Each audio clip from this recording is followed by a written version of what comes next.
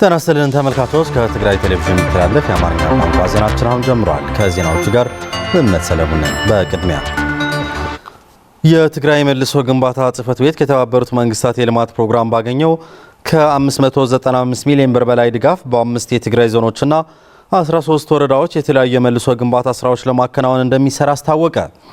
በጀቱ ለሚፈለገው ዓላማ እንዲውል ጠንካራ የክትትል ስርዓት እንደሚኖርም ተገልጿል። የሳራ ብርሃን ላይ ዘገባ ነው። መዓዛ መኮንን አዘጋጅተዋለች። በትግራይ በጦርነቱ ምክንያት የወደሙ መሰረተ ልማቶችንና ህዝቡ በቀጥታም ይሁን በተዘዋዋሪ ተጠቃሚ የሚያደርጉ የልማት ስራዎችን ለማከናወን ገንዘብ በማፈላለግና በመልሶ ግንባታ ስራዎች ላይ የተሰማራው የትግራይ መልሶ ግንባታ ጽሕፈት ቤት የተለያዩ የልማት ስራዎችን ሲሰራ ቆይቷል። ጽሕፈት ቤቱ ከተባበሩት መንግስታት የልማት ፕሮግራም ባገኘው ድጋፍ ከ595 ሚሊዮን ብር በላይ ወጪ በማድረግ በ5 የትግራይ ዞኖችና 13 ወረዳዎች የተለያዩ የመልሶ ግንባታ ስራዎችን ለማከናወን እንደሚሰራ የትግራይ መልሶ ግንባታ ጽሕፈት ቤት ኃላፊ ኢንጂነር ቴድሮስ ገብረእግዚአብሔር ከባለድርሻ አካላት ጋር በተደረገ ውይይት ገልጸዋል። መጽ ይዞ ለገንዘብ ቀሊል አይኮነን በርግጽ ምስቲ አንጻር ዝበጽሐና አንወት ንሽተዩ ግን የተገኘው ገንዘብ ቀላል አይደለም። ከደረሰብን ውድመት አንጻር ገንዘቡ ትንሽ ነው። ግን ደግሞ ከግማሽ ቢሊዮን ብር በላይ ክልላችን ካፒታል ፕሮጀክት በሌለበት ለያንዳንዱ ወረዳ እንደየአካባቢው ከ40፣ 50 እና 60 ሚሊዮን የሚደርስ በጀት ማግኘት ትልቅ ጸጋ ነው። ስለዚህ የተሰጠንን ድጋፍ ለሚፈለገው ዓላማ እንዲውልና ህብረተሰቡ እንዲያውቀው ማድረግ፣ የአካባቢው ምክር ቤቶች እንዲከታተሉት ማድረግ፣ የተሰጠንን ገንዘብ አቻችለን መስራት ላይ የሁላችንም ርብርብ ያስፈልጋል። በጀቱ መለቀቁ የገለጹት ደግሞ በትግራይ መልሶ ግንባታ ጽሕፈት ቤት የፋይናንስ አማካሪ አቶ ሐጎስ በርሀ በጀቱ ለሚፈለገው ዓላማ እንዲውል ጠንካራ የክትትል ስርዓት እንደሚኖርም ጠቅሷል። ቤት ጽሕፈት ፋይናንስ ቤት ጽሕፈት ከፋይናንስ ጽሕፈት ቤት ከመልሶ ግንባታ ጽሕፈት ቤትና ሌሎች ሴክተር መስሪያ ቤቶች የሆኑ ትምህርት፣ ጤና፣ ውሃና ኢነርጂ የመሳሰሉ የየራሳቸው ድርሻ ወስደው ክትትልና ቁጥጥር እንዲያደርጉ አንዱ ሲሆን በቀጥታ ደግሞ ፕሮግራሙ ሲያልቅ የኦዲት ስራ መሰራት አለበት። የትግራይ ምስራቃዊ ዞን ጽሕፈት ቤት ኃላፊ ወይዘሮ ደሃብ ደበሳይ የአዲግራት ከተማ ህንፃዎችን ጥገና ለማከናወን ከዩኤንዲፒ ከ6 ሚሊዮን ብር በላይ ድጋፍ መገኘቱ ገልጸው በዚህም ደግሞ ህንፃው በሚቀጥሉት 6 ወራት ጥገና ተደርጎላቸው እንደሚጠናቀቁም ገልጸዋል። መስበጽሐና ዝምልከተ ሰማያ ሆይና የድጋፉ አካል ሆነን እድሉ ሲደርሰን ከሚመለከታቸው ባለሙያዎች ጋር ሆነን ህንፃው ሙሉ ጥገና የሚደረግበትና መጻደጃ ቤቶቹን በበጀት እጥረት ምክንያት ባለመሰራቱ ይህንንም ለመስራት ነው እቅድ የያዝ ነው። በተመሳሳይ የቆላ ተንቤን አስተዳዳሪ አቶ ባህረ ተክለመድህን በበኩላቸው ለህንፃዎች ጥገና ለተመላሽ ተፈናቃይ ወገኖች ማቋቋሚያና በኢኮኖሚ ድጋፍ ለሚያስፈልጋቸው 500 ወገኖችን ጨምሮ አጠቃላይ በጀት እንደተመደበላቸው ገልጸዋል።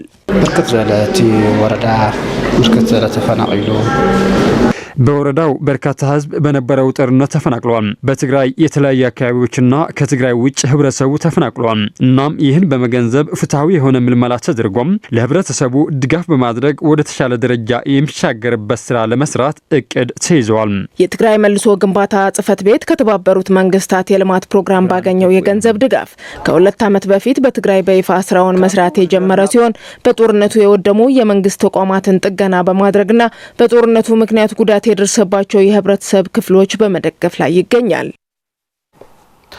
ከውጭ የሚገቡ ምርቶችን በአገር ውስጥ ምርት ለመተካትና ኤክስፖርትን ለማሳደግ የሚያስችል ስልጠና በዛሬው ዕለት በመቀለ ከተማ ተሰጠ። ስልጠናው ለ96 ኢንተርፕራይዞች ወደ ሀገር ውስጥ የሚገቡ ምርቶችን በሀገር ውስጥ ምርት እንዲተኩና ኤክስፖርት እንዲያደርጉ ያለመ መሆኑን ተገልጿል። አሰፋ ካሳ ከውጭ የሚገቡ ምርቶች በአገር ውስጥ ምርት ለመተካትና ኤክስፖርትን ለማሳደግ የሚያስችል ስልጠና በትግራይ ከተለያዩ ወረዳዎች የተውጣጡ 96 ኢንተርፕራይዞች በመቀለ ከተማ እየተሰጠ ይገኛል። የኢትዮጵያ ኢንተርፕራይዝ ልማት ዋና ስራ አስፈጻሚ አቶ ከላል ወልደ ገብርኤል ስልጠና ወደ ሀገር ውስጥ የሚገቡ 83 ምርቶች በአገር ውስጥ ለመተካት ያለመ መሆኑን ገልጸዋል። ስራ አስፈጻሚ በንግግራቸው ይህንን ወደ ተግባር ለመቀየር የኢትዮጵያ ኢንተርፕራይዝ ልማት በትግራይ ላሉ ኢንተርፕራይዞች ከሌሎች ባለድርሻ አካላት ጋር በመተባበር የአቅም ግንባታ ስልጠናና አስፈላጊውን የገንዘብ ድጋፍ እንደሚያደርጉም አክለዋል። የስልጠናው ዓላማ ያው ቀደም ብሎ የነበሩ ከፖሊሲ በመነሳት የሚሰጥ ስልጠና ነው። ይሄ ፖሊሲ የኢንዱስትሪ ልማት ፖሊሲ በአዲስ መልክ በኢትዮጵያ ደረጃ ወጥቶ ጸድቆ ኦልሞስት ስራ ላይ ውሏል። ይሄንን ፖሊሲ ተግባራዊ ለማድረግ ደግሞ ኢንተርፕራይዙን በተለይ አምራች ኢንተርፕራይዙን በምን አይነት መንገድ መደገፍ አለብን፣ ከማን ጋር መቀናጀት አለብን፣ እንዴት ችግሮችን ለይተን መፍታት አለብን የሚሉ ጉዳዮችን የሚዳስስ ስለሆነ አንዱ እዛ ካሉት በፖሊሲው ከታዩት ውስጥ የኤክስፖርት ስትራቴጂና የተኪ ምርት ስትራቴጂዎች ናቸው። እነዚህ የኤክስፖርት ስትራቴጂ ከመሄድ በፊት የተኪ ምርት ስትራቴጂ ወደ 83 የሚሆኑ ከውጪ የሚገቡ ወደ ሀገራችን የሚገቡ ማአት የውጭ ምንዛሪ መንግስት እያወጣባቸው ያለ አሉ። እነዚህ ከውጪ የተለዩ 83 ኢንተርፕራይዞች በዚህ ስትራቴጂ ውስጥ ቁጥር 1 ትኩረት ሰጥቶ መፍታት የሚል ማዕከል ያደረገ ነው። በትግራይ ኢንዱስትሪ ቢሮ የኢንዱስትሪ ኤክስቴንሽንና አቅም ግንባታ ዳይሬክተር ወይዘሮ ገነት ማሾ በበኩላቸው በስልጠናው ከመላው ትግራይ የተውጣጡ ኢንተርፕራይዞች እየተሳተፉ መሆኑን በመግለጽ ስልጠናው በትግራይ ያለው የተዳከመ ኢንተርፕራይዝ ልማት ለማነቃቃት እንደሚረዳም ገልጸዋል። ሕዚ መጀመሪያ ዞም ኢንተርፕራይዝ ሲኦም ኣብዚና መልሚናዮ ካብ ሕድ ወረዳ ናብ ትግራይ ሙሉእ ዘሎ ወረዳ ስልጠናው እንዲወስዱ የተመለመሉት በትግራይ ሁሉ የተለያዩ ወረዳዎች የመጡ ኢንተርፕራይዞች ናቸው። ስልጠና እየወሰዱ ያሉ ሰልጣኞችም የውጭ ምንዛሪ እንዲያስቀሩና ምርቶቻቸው ኤክስፖርት ማድረግ እንዲችሉ የሚያስችል ስልጠና ነው። ፌዴራል መንግስትም ስልጠናው እየሰጠን ይገኛል። የስልጠናው ተሳታፊዎች በበኩላቸው ስልጠናው የአቅም ውስንነት ለመቅረፍ እንደሚያግዝ ገልጸው በትግራይ በጦርነቱ የተጎዱ ኢንተርፕራይዞች ወደ ነበሩበት ለመመለስ መንግስት የገበያ ትስስር፣ የገንዘብ እጥረት መቅረፍና የማምረቻ ቦታዎች እንዲያመቻችላቸው ጠይቀዋል። ሰሜን ምዕራብ ተፈልጦ ብዙ ነገራት ሰወረረ ሰሜን ምዕራብ ትግራይ በጦርነቱ ምክንያት ውድመት ያስተናገደ አካባቢ ነው። ከሰላም ስምምነት በኋላ የተሻለ እንቅስቃሴ እያደረግን እንገኛለን። በርካታ ችግሮች አሉን። የስራ ቦታና የመስጫ ቦታ የለንም። የብድር አገልግሎትም የለም። ብዙ ነገር ይጽግመና ምክንያቱ ከም ካፍት ካልእ ክልል ኳስ በአሰይና ንጉዳይ ኣብ ትግራይ በተለይ በርካታ ችግሮች አሉን። ምክንያቱም በትግራይ በተካሄደው ጦርነት ምክንያት አቅማችን ስለተዳከመ ይህ ስልጠና በታለመለት ዓላማ እንዲውል ከተፈለገ ያን የመብራት መቆራረጥ በዘላቂነት መፍታት አለበት። ምርቶቻችንን በአግባቡ እንድንሸጥ የገበያ ትስስር ሊደረግልን ይገባል። በትግራይ እየታየ ያለውን የኤሌክትሪክ መቆራረጥና ብልሽቶች ለማስተካከልና ፍትሃዊ የሆነ አገልግሎት እንዲኖር የኢትዮጵያ ኤሌክትሪክ አገልግሎት ትግራይ ቅርንጫፍና መቀለ ሪጅን እየሰሩ መሆናቸውን አስታወቁ። ተቋማቱ ይህንን የገለጹት የኢትዮጵያ ኤሌክትሪክ አገልግሎት መቀለ ሪጅን በአገልግሎት አሰጣጥ ዙሪያ ከአጋር ድርጅቶችና ከደንበኞች ጋር ውይይት ባካሄደበት ወቅት ነው። ለሸዊት ዓለም ዘገባ ማዕድ ኃይለ። የኢትዮጵያ ኤሌክትሪክ አገልግሎት መቀለ ሪጅን በአገልግሎት አሰጣጥ መሰረት አድርጎ ከአጋር ድርጅቶችና ከደንበኞች ጋር ውይይት አካሂደዋል። በመድረኩ የኢትዮጵያ ኤሌክትሪክ አገልግሎት መቀለ ሪጅን የ2017 ዓ.ም የ10 ወራት አፈጻጸም ያቀረበ ሲሆን የኤሌክትሪክ አገልግሎት በመቆራረጡ ምክንያት አገልግሎት ሰጪ ተቋማትና ፋብሪካዎች አገልግሎት ለመስጠት እየተቸገሩ በመሆናቸው የሚመለከታቸው አካላት መፍትሄ ሊያበጁልን ይገባል ሲሉ በመድረኩ የተገኙት ተሳታፊዎች ጠይቀዋል። አሪድ አባዳ ሐቅን አባይደርን በዛው ተማሩ ነው። በመቀሌ ዩኒቨርሲቲ በአዳ ሐቂ ካምፓስና በአይደር ሪፈራል ሆስፒታል በርከት ያሉ ተማሪዎች አሉን። በካምፓሶቹ ብዙ ጊዜ የመብራት መቋረጥ ያጋጥመናል። ስለዚህ በዚህ ምክንያትም ለተለያዩ ችግሮች እንዳረጋለን። አቁሑት ናይ ጥዕና ወንተሪናዮ በአሁኑ ሰዓት ሁሉም የሕክምና ቁሳቁስ መሳሪያ ካየናቸው የምንጠቀመው በኤሌክትሪክ ነው። ማኑዋል የሚባል ነገር ቀርቷል። ስለዚህ መብራት ከተቆራረጠ የሚያጋጥመን ችግር አስቡት። የኢትዮጵያ ኤሌክትሪክ አገልግሎት መቀለ ሪጅን ዳይሬክተር አቶ ጊዳይ በየነም የሚያጋጥሙ ችግሮች ለመፍታትና ፍትሃዊ የሆነ አገልግሎት ለመስጠት ድርጅታቸው በመስራት ላይ እንደሚገኝ አብራርተዋል። ተሟላውና መስመራት ቢከበር ድዝሆነን ዋና መስመሮቹ የተሻለ ጥራት ያላቸው በመጠቀም የመሸከም አቅማቸው እንዲያድግ እየተሰራ ነው። የበሰበሱ የእንጨት ፓሎዎችን ክረምት ከመግባቱ በፊት ወደ ኮንክሪት ፓሎዎችን እንዲቀየሩ እያደረግን ነው።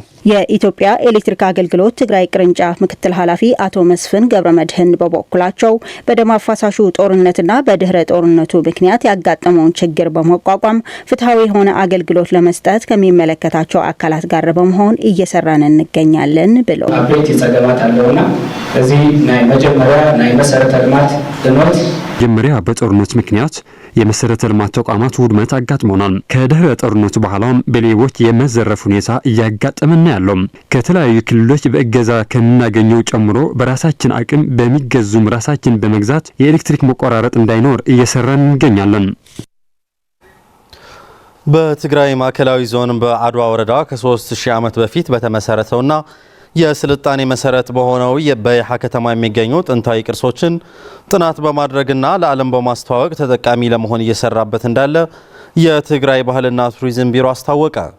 ቢሮ ይህንን ያለው በይሓ ከተማ የሚገኘው ታሪካዊና ጥንታዊ የአቡነ አፍጼ ገዳም ዓመታዊ ክብረ በዓሉ ከሀገር ውስጥና ከውጭ በመጡ እንግዶች በተገኙበት በድምቀት በተከበረበት ወቅት ነው።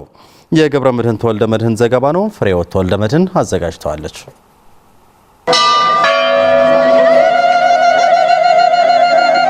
በትግራይ ማዕከላዊ ዞን በአድዋ ከተማ ከ3000 ዓመት በፊት በተመሰረተውና የስልጣኔ መሰረት በሆነው በይሓ ከተማ የሚገኘው ታሪካዊና ጥንታዊ የአቡነ አፍጼ ገዳም ዓመታዊ ክብረ በዓሉ ከሀገር ውስጥና ከውጭ በመጡ እንግዶች በድምቀት ተከብሮ ብሏል።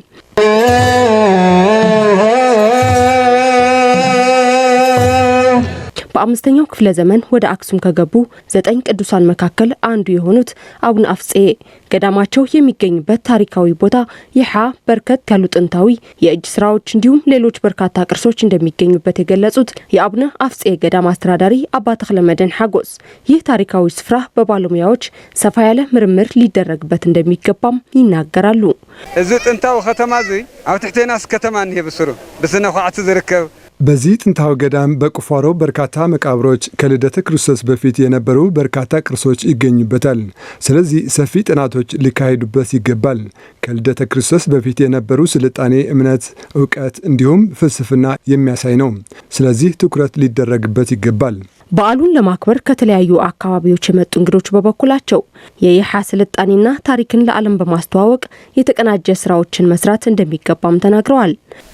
ናይ አቡነ አፍጼ በረከት ይህ ታሪካዊ ገዳም በአግባቡ ሊጠበቅ ይገባል። እኔ ለ5ኛ ጊዜ ነው ይህንን የአቡነ አፍጼ በረከት ለመካፈል የመጣሁት። ዘንድሮ ግን ደምቆ ተከብሯል። ደስ ብል ታሪክ ዘለዎ ገዳም ብዙ ታሪክ ያለው ገዳም ነው። በሚገባ ሊተዋወቅ ይገባል። እኔ ለመጀመሪያ ጊዜ ነው የመጣሁት። በጣም ደስ ብሎኛል። በክብረ በዓሉ ወቅት የተገኙት በትግራይ መንበረ ሰላማ ኦርቶዶክስ ተዋሕዶ ቤተክርስቲያን የምዕራብ ትግራይ ሊቀ ጳጳስ ብፁዕ አቡነ ናትናኤል የአቡነ አፍጼ ሃይማኖታዊ ክብሮችና ታሪኮችን ለትውልድ እንዲተላለፍ መስራት ይገባልን ብለዋል። ሓጋይ ምስ ክረምቲ ዘይነጽፍ ለምለም ዝኾነ እግዚአብሔር በአካል ወሪዱ መስአው ክረምትም ሆነ በጋ አረንጓዴ የማይለየውና ለምለም የሆነ ነው። እግዚአብሔር በአካል ወርዶ ከአቡነ አፍጼ ጋር በመሆን ባርኮ ቀድሶ ይህን ቦታ ማረፊያ ናት፣ የተቀደሰች ናት፣ ለዘለዓለምም በዚህ ቦታ ስምህ እየተጠራ ይኖራል ብሎ ሰጥቶታል። እኛም ሐቀኛና ታሪካችንን መጠበቅ አለብን። የትግራይ ባህልና ቱሪዝም ቢሮ ምክትል ኃላፊ አቶ ኃይላይ በየነ በበኩላቸው በጦርነትና ሌሎች ተጓዳኝ ምክንያቶች ጉዳት የደረሰበትን ገዳም ጥገና በማድረግ እንዲሁም በይሓ የሚገኙ ጥንታዊ ቅርሶችን ጥናት በማድረግና ለዓለም በማስተዋወቅ ተጠቃሚ ለመሆን እየተሰራበት እንዳለም ተናግረዋል። ይሓን ከባቢውን እዚ ተጀሚሩ ዘሎ በዓል ሓዊሱ የይሓና አካባቢውን ጨምሮ በቅርቡ ጥገና ይደረግበታል የተባለው የመካነ ቅርሳችን ወደ መደበኛ ስራው የሚመለስ የስነ ጥንት ፕሮጀክት ከሱ ጋር ተያይዞ ወደ ተግባር የሚገባው ሙዚየም የዩኔስኮ ሰነድ ዳግም ማጠናከርና ሌሎች ስራችን አጠናክሮ በመሄድ ዙሪያ ቢሮአችን በቦታው እንዳለ ለመግለጽ ወዳለሁ።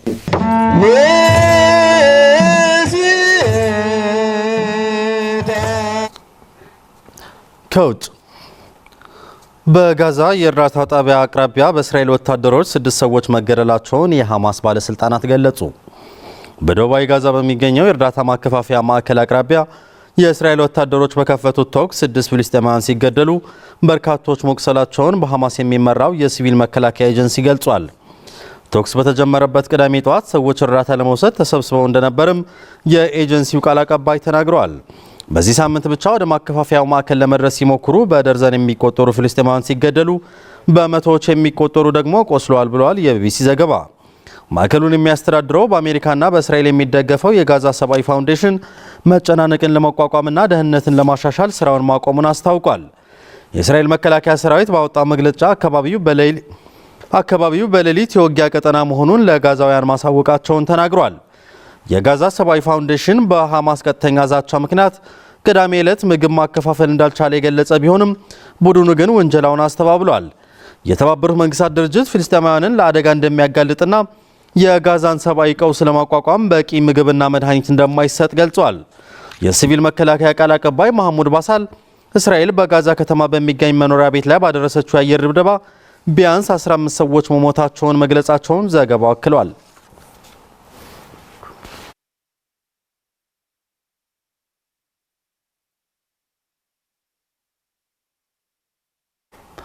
በመጨረሻ የአሜሪካው ፕሬዝዳንት ዶናልድ ትራምፕ በሎስ አንጀለስ ለተቃውሞ የወጡ ሰነድ አልባ ስደተኞችን የፈጠሩትን አለመረጋጋት ለመቆጣጠር 2000 ወታደሮችን አሰማሩ።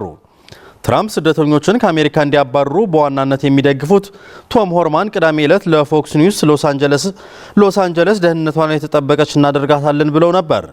ቅዳሜ ዕለት በሎስ አንጀለስ ከፍተኛ የደቡብ አሜሪካ ዜጎች በሚኖሩባቸው አካባቢዎች ለሁለተኛ ጊዜ ከፍተኛ ተቃውሞ ተቀስቅሷል። የተቃውሞ ሰልፈኞቹ ከፌዴራል የስደተኞችና የጉምሩክ ፖሊሶች ጋር የተጋጩ ሲሆን ሰልፈኞቹን ለመበተን አስለቃሽ ጋዝና ዱላ ጥቅም ላይ ውሏል ብሏል የቢቢሲ ዘገባ። በዚህ ሳምንት ብቻ ሰነድ አልባ ስደተኞችን ከግዛቲቱ ለማስወጣት በተወሰደ እርምጃ 118 ሰዎች በቁጥጥር ስር ውለዋል። ዋይት ሃውስ ባወጣው ጋዜጣዊ መግለጫ ሰሞኑን አመፀኛ ቡድኖች በሎስ አንጀለስ በካሊፎርኒያ ሰነድ አልባ ስደተኞችን በቁጥጥር ስር ለማዋል የተንቀሳቀሱ የፌዴራል የጸጥታ ሰራተኞችና የፌዴራል ሕግ አስከባሪዎች ላይ ጥቃት ሰንዝረዋል ብሏል። ይህ እርምጃ ሕገወጥ ወንጀለኞችን በዩናይትድ ስቴትስ የሚያደርጉትን ወረራ ለማስቆምና ለመቀልበስ ወሳኝ ማለታቸውን ዘገባው አክሏል። ፕሬዝዳንት ትራምፕም እየተባባሰ የመጣውን ሕገወጥነት ለመቆጣጠር 2000 የጸጥታ ኃይሎችን ለማሰማራት ትዕዛዝ መፈረማቸውን ቢቢሲ ዘግቧል።